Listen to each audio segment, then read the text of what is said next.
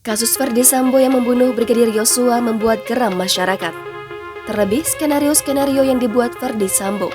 Masyarakat melihat sosok Verdi Sambo sebagai orang yang kejam. Ia tega menutupi fakta kematian Brigadir Yosua lewat karangan kronologis.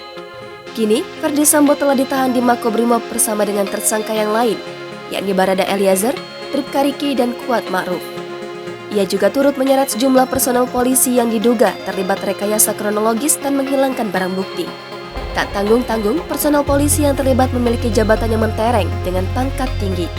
Kini, sosok Verdi Sambo otak pembunuhan Brigadir Yosua menjadi perhatian masyarakat.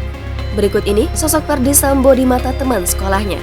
Verdi Sambo banyak menghabiskan masa muda di kota Makassar. Pria kelahiran baru ini bersekolah di SMP 6 Makassar dan SMA 1 Makassar. Salah satu kakak kelas Verdi Sambo di SMA 1 Makassar, Andi Amiruddin Palawaruka mengaku mengenal Jenderal Bintang 2 ini. Jika Makassar, Verdi Sambo sering menyambangi rumah adiknya di sekitar wilayah Sudiang. Bahkan, Verdi Sambo baru saja mengunjungi rumah adiknya tersebut. Semasa sekolah di SMA 1, Verdi Sambo akrab dipanggil Pepi. Di bangku SMA, nama Verdi Sambo cukup dikenal oleh teman-temannya. Amir mengakui Verdi Sambo sebagai murid yang pintar. Di SMA 1 Makassar, Verdi Sambo pernah menjabat sebagai ketua kelas jurusan biologi. Hal senada juga dikatakan oleh teman sekelas Verdi Sambo semasa duduk di bangku SMA, yakni Agus Salim Narwis. Namun, saat naik ke kelas 2, keduanya tak sekelas lagi lantaran memilih jurusan yang berbeda. Verdi Sambo memilih jurusan biologi, sementara Agus Salim memilih jurusan fisika. Verdi Sambo sendiri memilih jurusan biologi, sebab ia memiliki cita-cita untuk menjadi dokter. Namun, cita-cita utamanya tetap menjadi polisi. Kendati beda kelas, Agus Salim mengaku tetap berhubungan baik dengan Verdi Sambo. Bahkan, keduanya sering bermain bersama dan bersahabat hingga kini. Sudah berbakat jadi polisi sejak dini, Verdi Sambo rupanya muridnya selalu disiplin.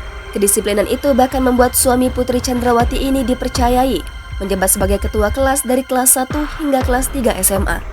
Sekali tiga uang dengan Andi, Agus Salim mengatakan bahwa Sambo tak pernah memukul orang lain semasa sekolah. Bahkan, Sambo hampir tak pernah melakukan kenakalan remaja seperti anak-anak SMA lainnya.